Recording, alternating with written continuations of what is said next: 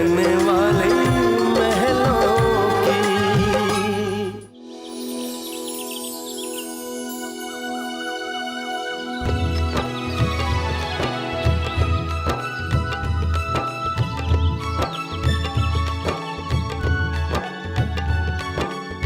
सासू माँ, यूं तो हर पूजा शाम के वक्त होती है, तो फिर ये गोवर्धन पूजा सुबह के वक्त क्यों?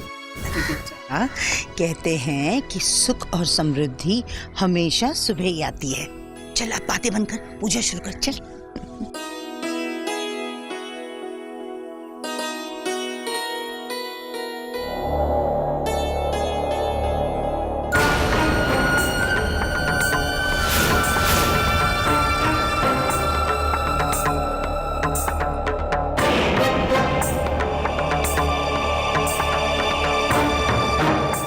सासू माँ, वो देखो, रानी आ रही है।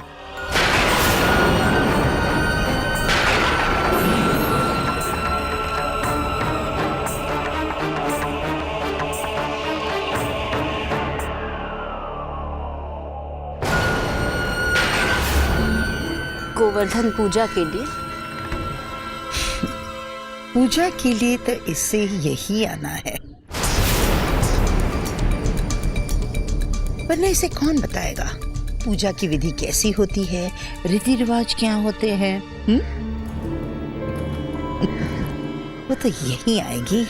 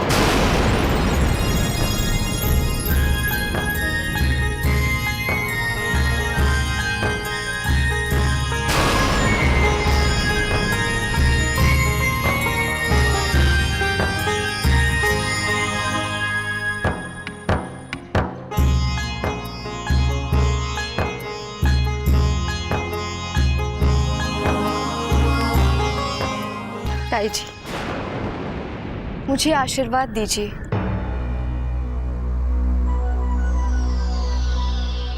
कि मेरा घर, मेरा परिवार बुरी नजर से दूर रहे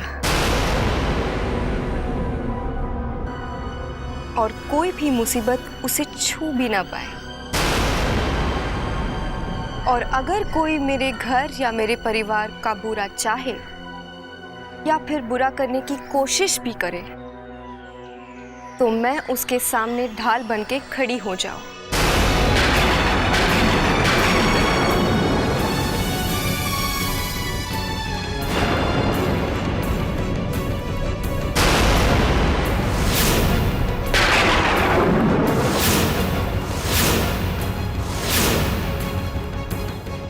और हर उस बुरी ताकत का मुंह तोड़ जवाब दे पाऊं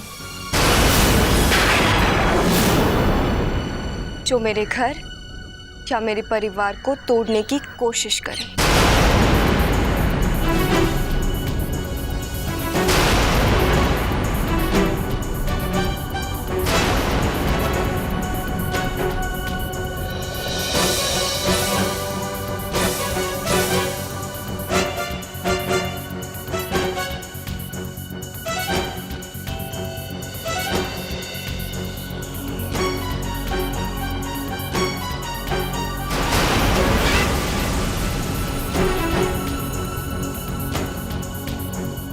सासू माँ, आप भी वही देख रही हैं ना जो हमारी आंखें देख रही हैं?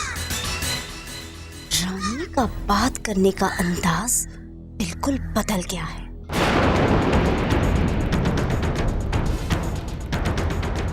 आपने गौर नहीं किया वो क्या क्या कहकर गई है आपको? क्या कहा था उसने? मैं हर उस बुरी ताकत का मुंह तोड़ जवाब दूंगी जो मेरे घर, मेरे परिवार को तोड़ने की कोशिश करेगी।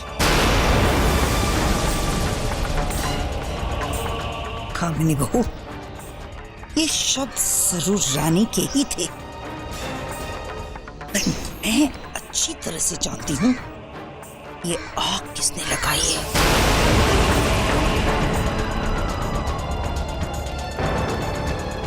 ये मैं क्या देख रही हूँ मां साहब?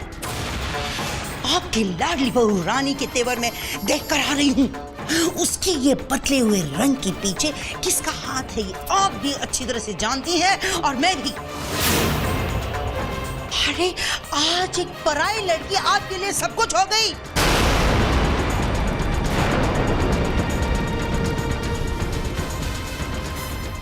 और हमने जो इतने साल आपको संभाला,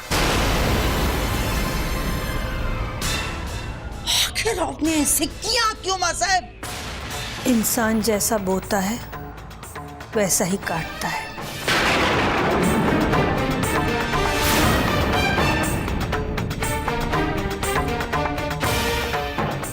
भगवान उसको वही देता है जो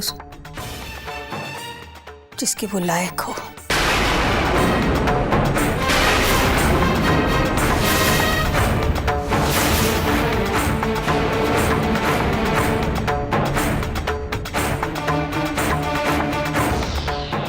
अच्छा, तो बात यहां तक कहां पहुंची है? ठीक है, इसका फैसला आज हो जाएगा।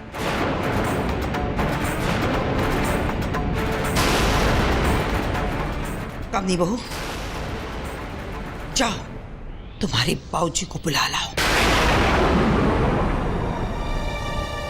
कहो कि हमने बुलाया है, जल्द से जल्द जाओ।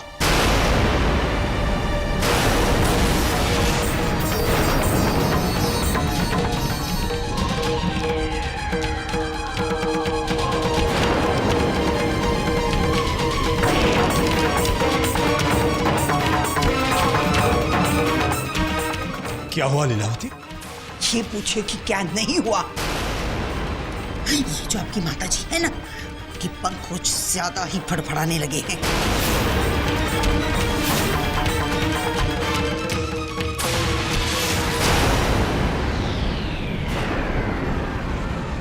इनकी जितनी नखरे उठाए हैं ना, आज वो उतनी ही सर पे चढ़ने लगी है।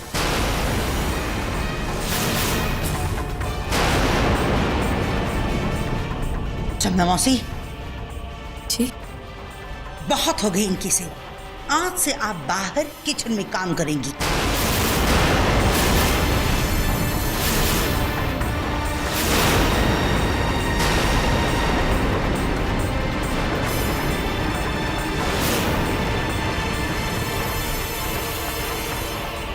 आज से आप इस कमरे की तरफ देखेंगी भी नहीं।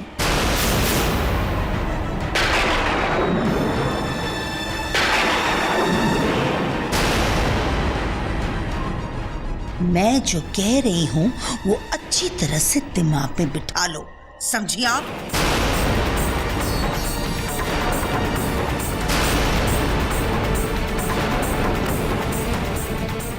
ये जब अकेले तड़पेंगी ना, तब इन्हें हमारी कदर समझ में आएगी। ये तुम क्या कह रहे हो लीलावती? जमुना मौसी के बगैर माँ साहब क्या करेगी?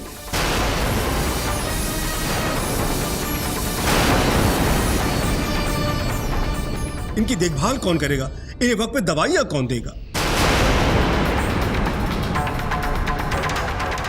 जमुना मौसी का तनख्वाह हम देते हैं।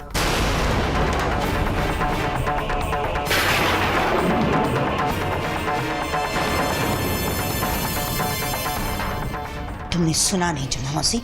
अभी भी यहीं खड़ी हो, जाओ।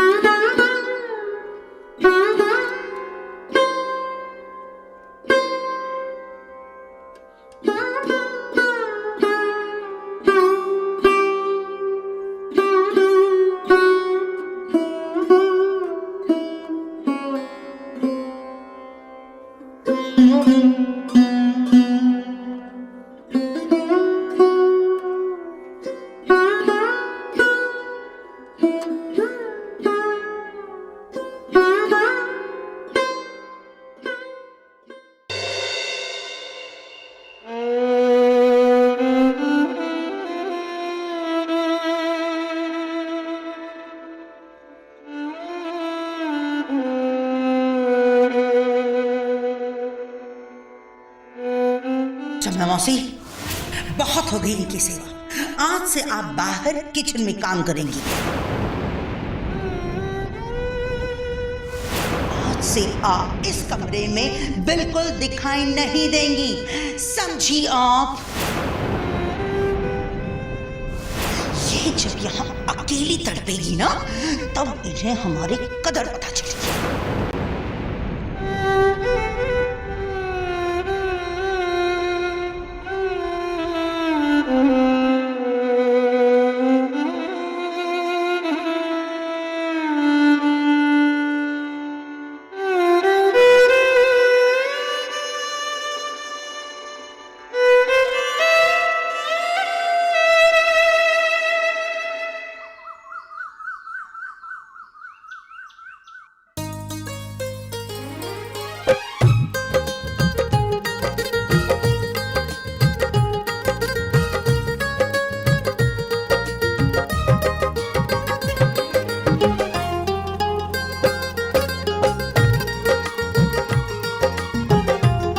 रानी बहू, भैया आप? रानी बहू, ये माता के श्रृंगार का सामान है। आज तुम और ऋषभ पहाड़ी वाले माता के मंदिर में जरूर जाना। हमारे यहाँ तो ये रिवाज भी है, जिनकी नई नई शादी हुई होती है ना, वो दोनों पति पत्नी पहाड़ी वाले माता के मंदिर में चुन्नर चढ़ाने जरूर जाते हैं। तुम जल्दी से तैयार हो जाओ, मैं ऋषभ से कहूंगा कि वो तुम्हें आज माता के दर्शन के लिए जरूर ले जाए। जी भैया। ये लो।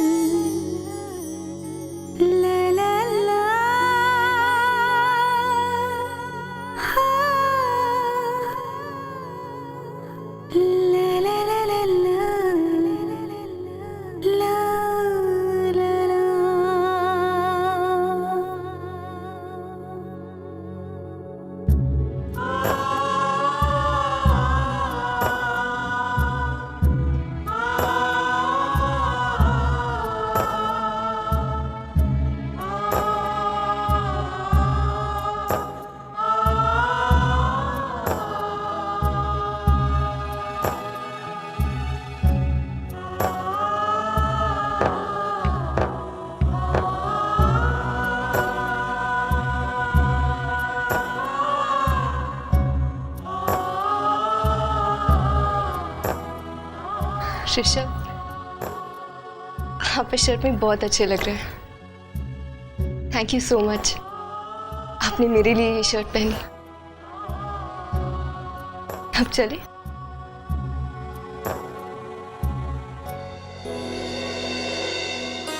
भैया, पहाड़ी वाले माता का मंदिर। हाँ बैठो।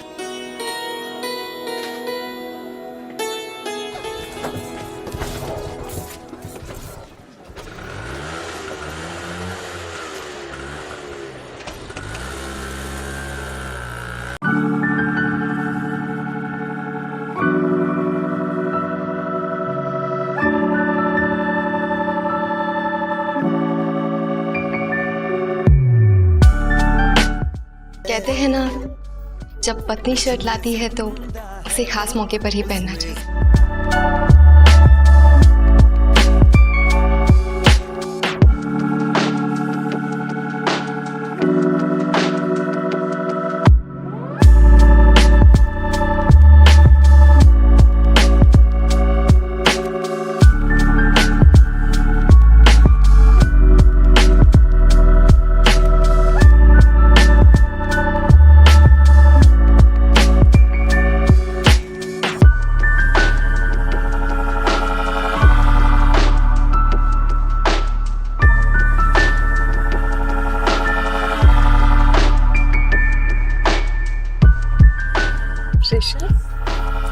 ये गाना कितना अच्छा है ना?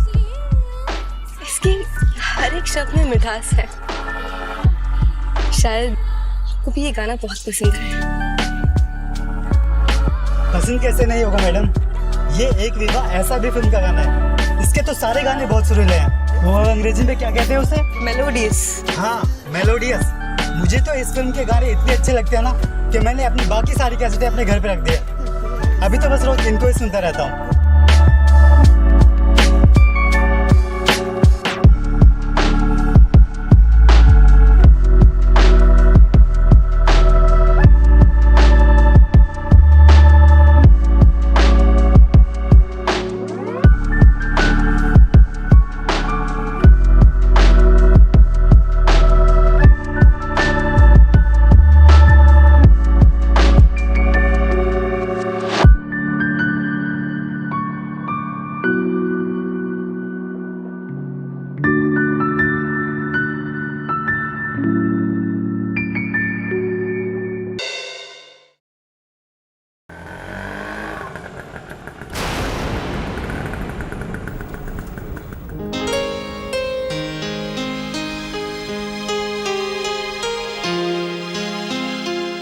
साहब पंचर हुआ है, टायर बदलना पड़ेगा, थोड़ा टाइम लगेगा।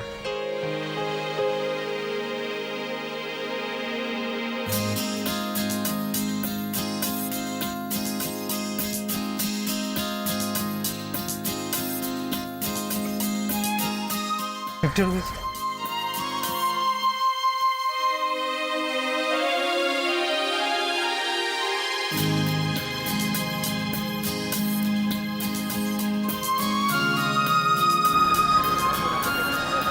Auto, rickshaw.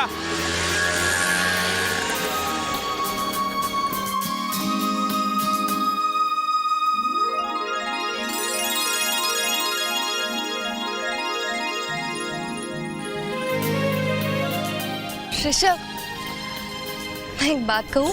हाँ।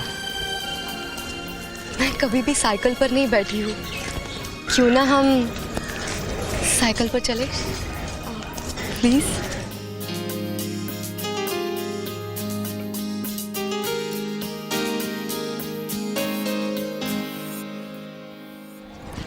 ऋषभ, दादा ये साइकिल चाहिए। कितना? ₹5 घंटा।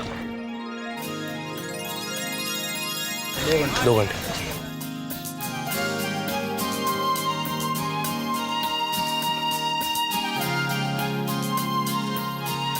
आप डबल सीट तो लेंगे ना?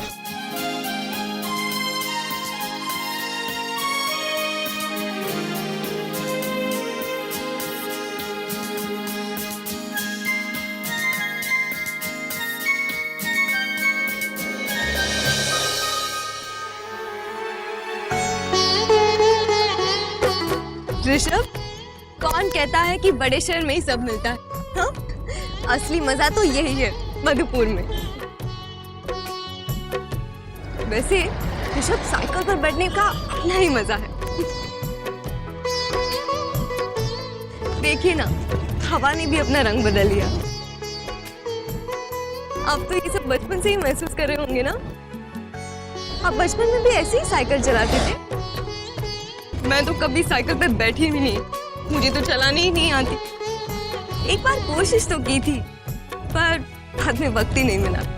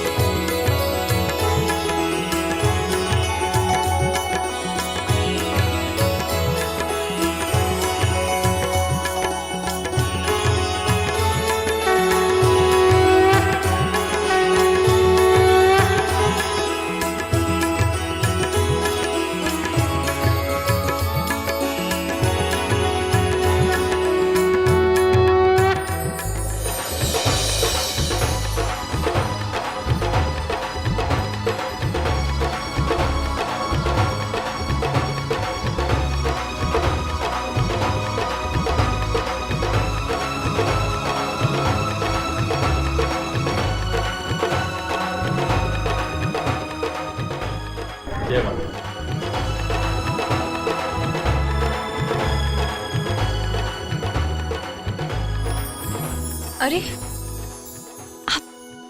आप ईशा कोप्पिकर और आप सोनू सूद है ना? और आप? जी मैं रानी और ये मेरे पति ऋषभ। हेलो। नमस्ते।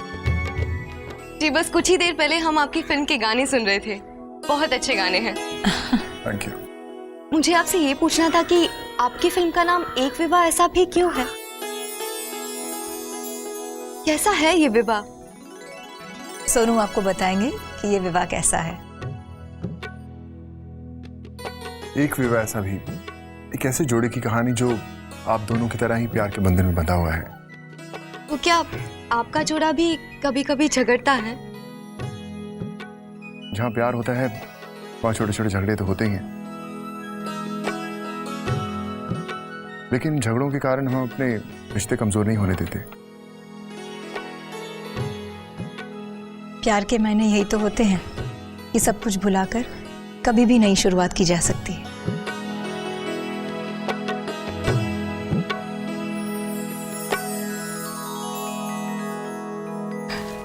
चलिए। मिलकर बहुत अच्छा लगा। सर गाड़ी रेडी है। जी।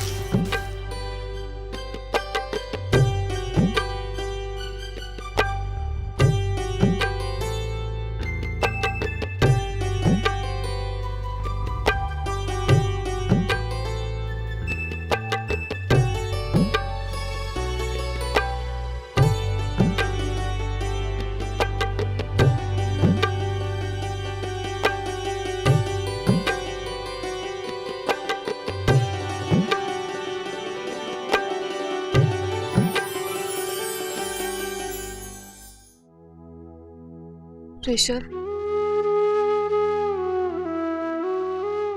मुझे माफ कर दीजिए।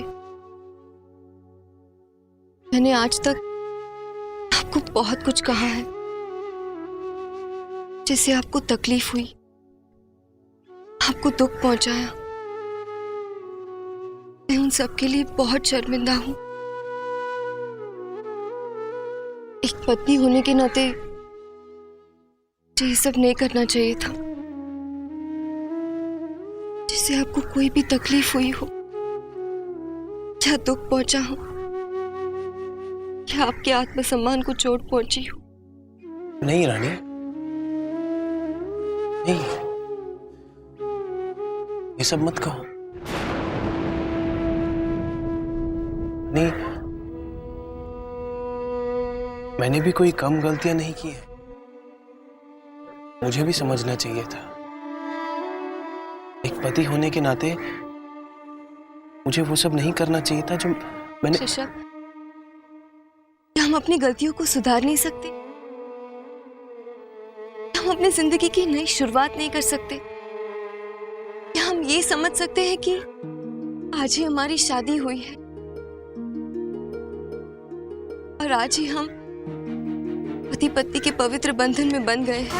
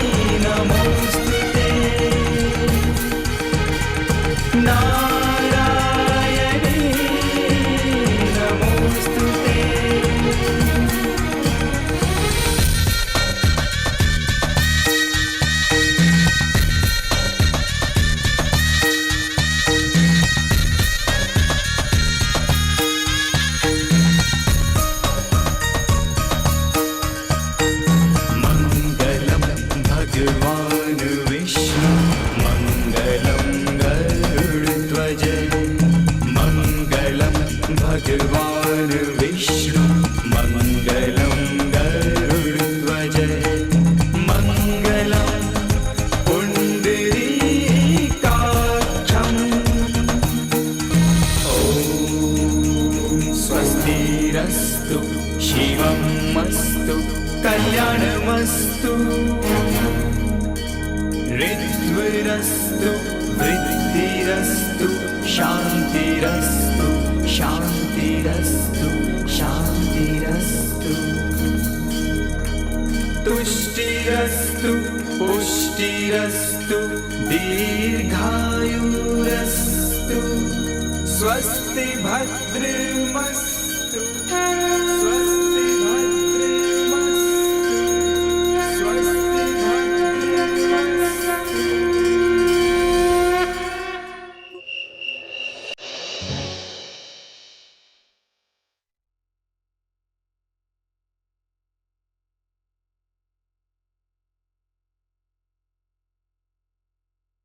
हम अपनी गलतियों को सुधार नहीं सकते? फासले सिमट गए। हम अपनी जिंदगी की नई शुरुआत नहीं कर सकते? सिलसिला क्या हम ये समझ सकते हैं कि आज ही हमारी शादी हुई है? हो दिल को कुछ पता ही ना चला। और आज ही हम पति पत्नी के पवित्र बंधन में बंध गए हैं। दूंगा साथ तेरा मैं सदा।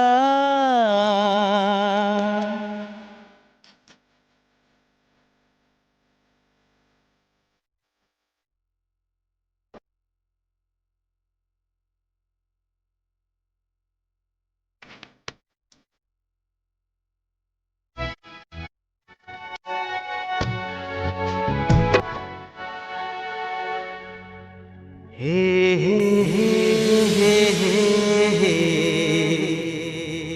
हे हे हे हे हो।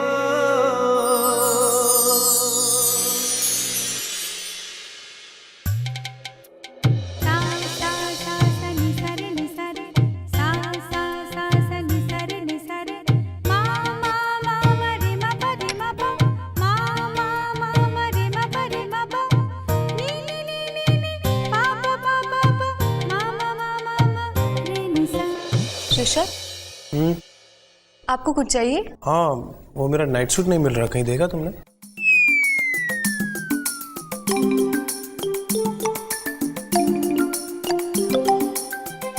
Night suit? क्या हुआ? ऋषभ, आपने नाइट सूट ऑलरेडी पहना हुआ है।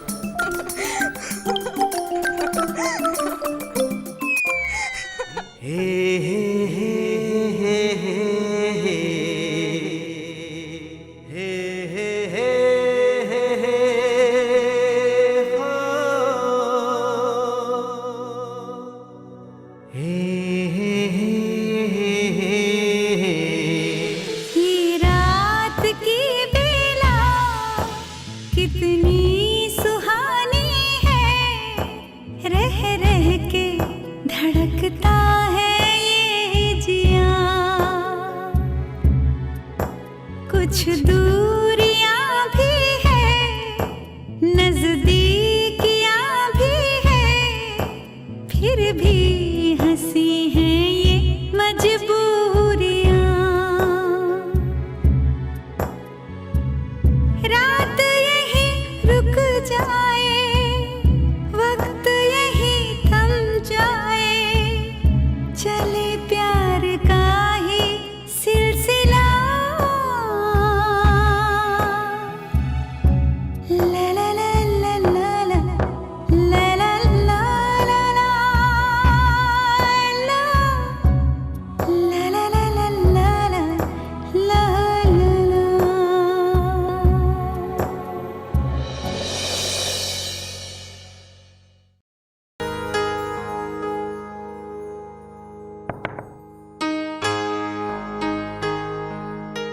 ऋषभ भैया, दादी साहब की तबीयत अचानक।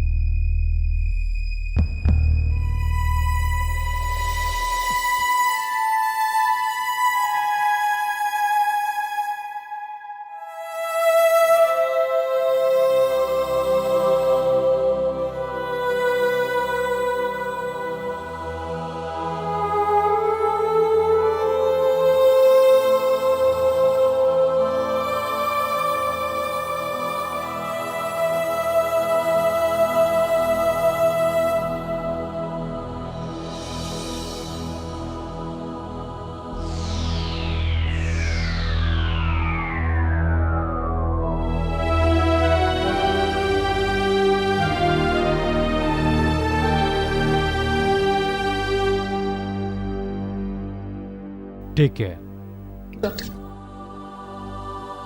साहब,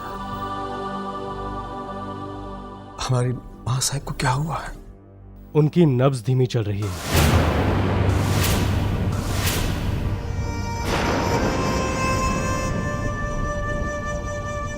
वो ठीक तो हो जाएगी ना? देखिए, आप जहां कहेंगे हम ले जाने को तैयार है उन्हें। बड़े शहर, बड़े डॉक्टर, बड़े अस्पताल, यहां तक कि विदेश भी ले जाने को तैयार है। बस हमारी मां साहब ठीक हो जाए। हौसला रखिए आप।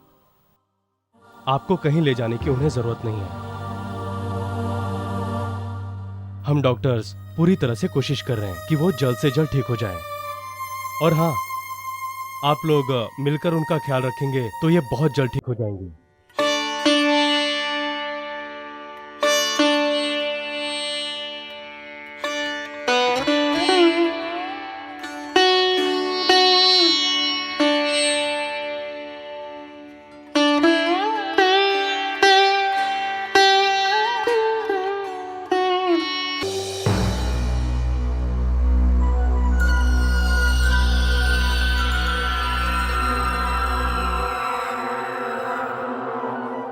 ये बाबूजी भी ना, डॉक्टर ने कहा नहीं कि लग गए सेवा करने में दादी साहब की।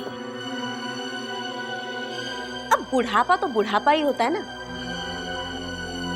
चाहे जितनी भी सेवा कर लो, सांसों का ऊपर नीचे होना तो चलता ही रहेगा। हाँ।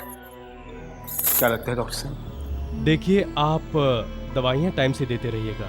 जी ठीक है। क्या हुआ डॉक्टर साहब? माँ साहब की तबीयत ठीक है ना? फिलहाल उनका ख्याल रखना बहुत जरूरी है। उनके साथ किसी ना किसी को रहना चाहिए। हो सके तो अगर आप लोगों में से कोई उनके साथ रहे तो ज्यादा बेहतर होगा। आइए डॉक्टर साहब। नमस्ते।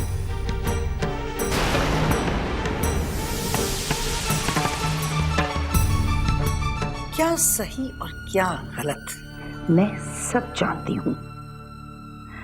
अब वो वक्त आ गया है जिसका मुझे परसों से इंतजार था। सारी उम्र जो बीज मैंने बोए थे ना, उनकी फसल अब पूरी तरह से पक चुकी है।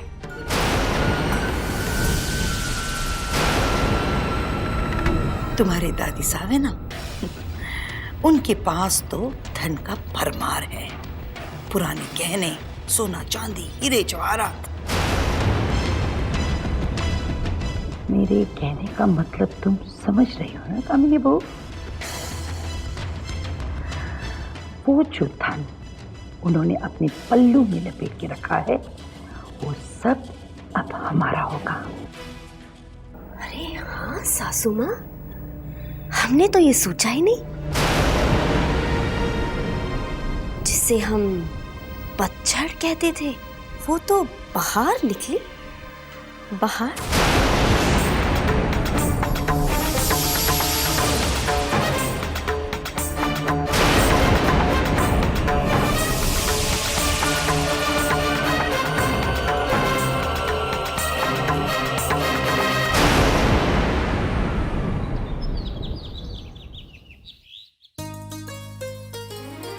धर्म भैया, भैया ये आपका टिफिन। रानी बहू, तुम्हें इतनी सुबह सुबह ये तकलीफ करने की क्या जरूरत थी? वैसे भी कल रात दादी साहब के यहाँ से आने में तुम्हें देर हो गई थी ना। तुम्हें तो थोड़ी देर और आराम करना चाहिए था। और फिर एक दिन मैं बाहर का खाना खा लेता तो क्या फर्क पड़ता? फर्क पड़ता है भैया, मुझे फर्क पड़ता है। मेरे रहते हुए मेरे धर्म भैया भला बाहर क्यों खाएंगे?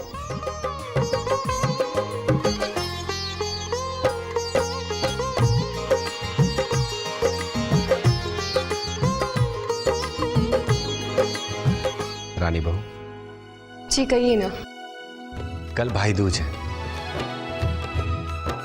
और मैं सोच रहा हूं कि तुम्हारे शुभम भैया को यहां बुलवा लूं। धर्म भैया, मैंने उनसे बात कर ली थी, वो आ जाएंगे। अच्छा, पर ये तो एक बहन का भाई को बुलाना हुआ ना। हमारा भी तो कुछ फर्ज बनता है। हमारा भी तो एक फोन जाना चाहिए उन्हें।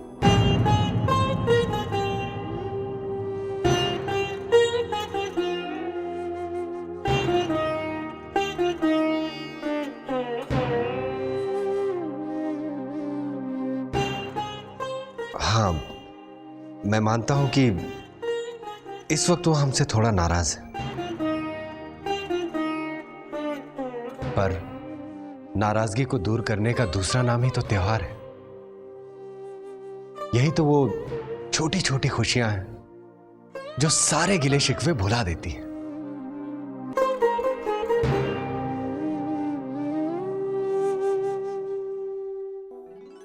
मैं आज ही उन्हें फोन करूंगा और उनसे कहूंगा कि शुभम भाई साहब, आप भाई दूज पर हमारे यहां जरूर पधारिएगा। ठीक है? जी भैया, जैसा आप कहें।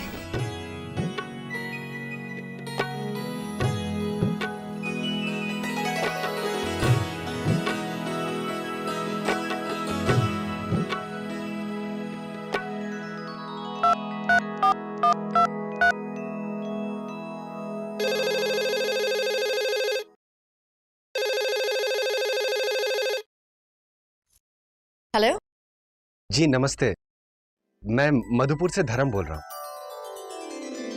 क्या मैं शुभम भाई साहब से बात कर सकता हूं? धर्म बाबू, वो शुभम अभी अभी बाहर गया है। आप बताइए, आप कैसे हैं और घर में सब कैसे हैं? जी यहाँ सब ठीक ठाक है। चाची जी, मैंने फोन इसलिए किया था कि भाई दूज है ना, तो हम सब ये चाहते थे कि शुभम भाई साहब यहाँ मधुपुर आ जाए। रानी बहू शुभम भाई साहब को अपने हाथ से तिलक करें। चाची जी, आप शुभम बाबू को यहाँ भिजवा दीजिए, हम सब बहुत खुश होंगे। हाँ हाँ, क्यों नहीं। मैं शुभम से इस बारे में बात करती हूँ।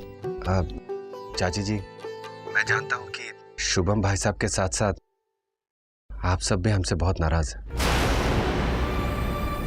और आपकी नाराजगी अपनी जगह पर बिल्कुल सही है। जी नमस्ते। ठीक है। अरे शुभम, आओ।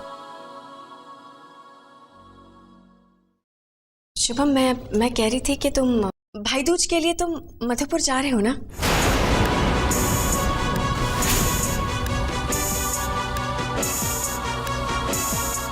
जानते हो आज किसका फोन आया था? धर्म बाबू का फोन आया था। वो कह रहे थे कि भाई दूज के लिए शुभम भैया को मधुपुर भेज दीजिए, वो तुमसे मिलना चाहते हैं शुभम। और अगर दिल से कोई बुलाए उसे मना नहीं करना चाहिए शुभम। आखिर वो हमारे रिश्तेदार ही तो है ना, बेटी दी है हमने उन्हें।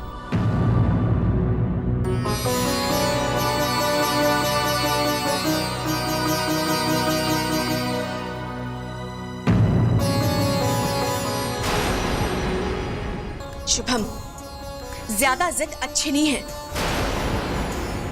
पता है किसका फोन आया था? धर्म बाबू का फोन आया था आज। जब वो उसके जेठ होकर उसकी खुशियां चाहते हैं, तो तुम रानी के भाई होकर उसका मन नहीं रख सकते हो? शुभम, ऐसा गुस्सा किस काम का जो अपनों को अपनों से दूर कर दे?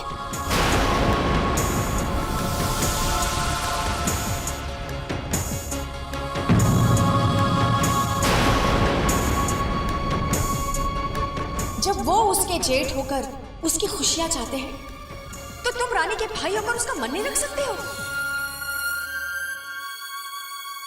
वैसे रानी भाभी, कल तो भाई दूज है ना, और कल आपके शुभम भैया भी आएंगे, फिर तो मजा आ जाएगा। अब आप उनके लिए इस मावा से इतनी सारी मिठाइयां बनाएंगी, क्या बात। वैसे अपनों के हाथ की बनी मिठाई में मजा ही कुछ और होता है।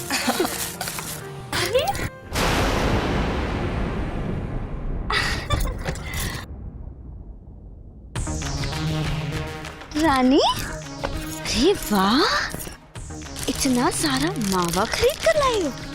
बहुत अच्छे, मिठाइयाँ बनाने वाली हो ना? वेरी गुड, खूब सारी मिठाइयाँ बनाओ। वैसे भी तुम्हारे घर में चटोरों की कोई कमी नहीं है। अच्छा, भाई दूज की तैयारी कर रही हूँ ना? लेकिन हमारे ख्याल से तो भाई दूज तब मनाई जाती है जब अपना भाई सामने हो। और जाने क्यों हमें तो डर लग रहा है रानी कि पिछली बार जब तुम्हारे भैया आए थे इतना तमाशा हुआ था कि उसके बाद भी तुम्हारे भैया यहाँ आएंगे।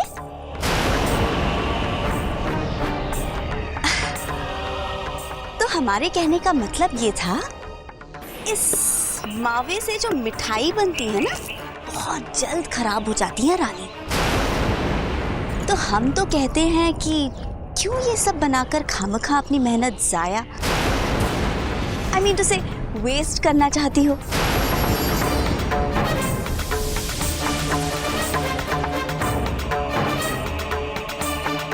कामिनी भाभी, मेहनत कभी जाया नहीं जाती। आप मेरी चिंता बिल्कुल मत कीजिए, मेरे भैया जरूर आएंगे। ये एक बहन की दिल की आवाज है, और जब वो आएंगे तो उनके आने की खुशी में मैं आपके घर जरूर मिठाई भिजवा दूंगी।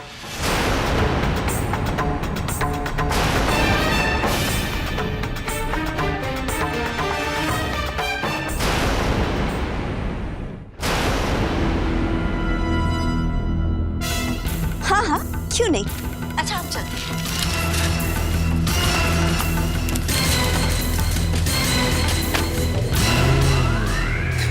वाह रानी भाभी, क्या डायलॉग मारा है। उनकी तो बोलती बंद हो गई।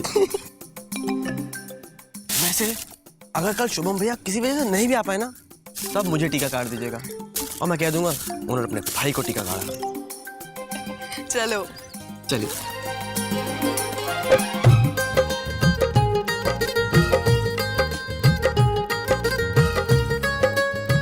रानी बहू, शुभम भाई साहब मुंबई से निकल चुके हैं।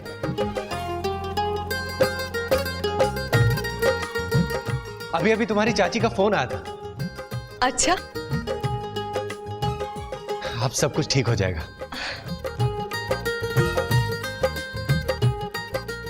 शुभम भाई साहब आ रहे हैं, हमें घर को थोड़ा ठीक करना होगा।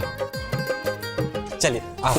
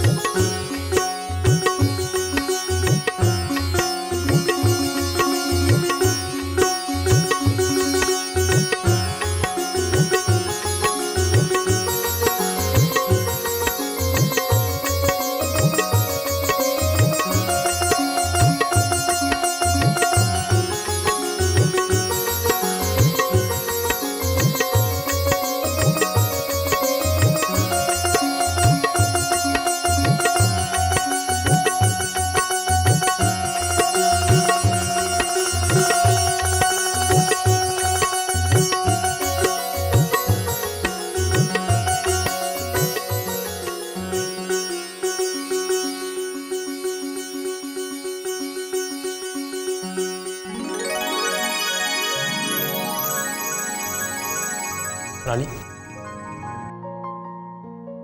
हाँ ऋषभ, आज वो शुभम भैया आ रहे हैं ना? मैं सोच रहा था कि क्या सोच रहे थे आप? वो रानी, मैं सोच रहा था कि अगर मैं शुभम भैया के पांव हाथ लगा के उनसे माफी मांग लूं तो वो मुझे माफ कर देंगे ना?